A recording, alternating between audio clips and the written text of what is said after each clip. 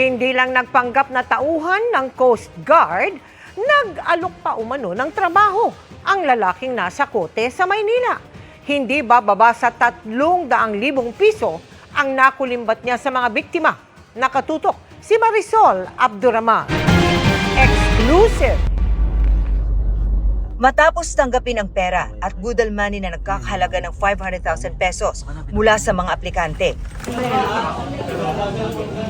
agad inaresto ng mga operatiba ng Detective and Special Operations Unit ng CIDG ang suspect. Inireklamo siya mismo ng Intelligence Division ng Philippine Coast Guard dahil sa pagpapanggap umano bilang PCG personnel at pagre-recruit ng mga aplikante.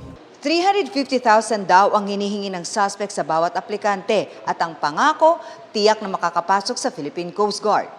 May mga nagbayad daw pero bigo na makasama sa kota. Nagbayad sa kanya ng 350,000, dalawa actually ang aplikante at hindi pa rin nakapasok. So nag-verify dun sa Coast Guard, mismo sa opisina ng Coast Guard at nalaman nila na hindi pala connected ang tao na ito doon. Dahil nga hindi nakapasok, may mga palusot siya na dagdagan nyo para makapasok. Sa investigasyon ng CIDG, marami na rin daw ang nabibiktima ng suspect. Mga aplikante, kumakain sa karindera, pinapakinggan nila. So may marinig sila ngayon na pwede lang pasukan. O sige, gusto mong tulong.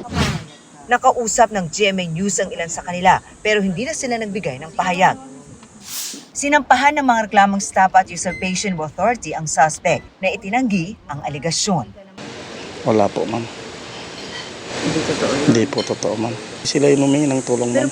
Muli namang nagpaalala ang CIDG sa mga aplikante na dumaan sa tamang proseso sa pag-a-apply at huwag basta-bastang maniniwala sa mga taong nag-aalok ng tulong kapalit ng pera. Wala talaga kayong dapat gastusan dyan sa pag-a-apply. Para sa GMA Integrated News, Marisol Abduraman, nakatuto 24 oras.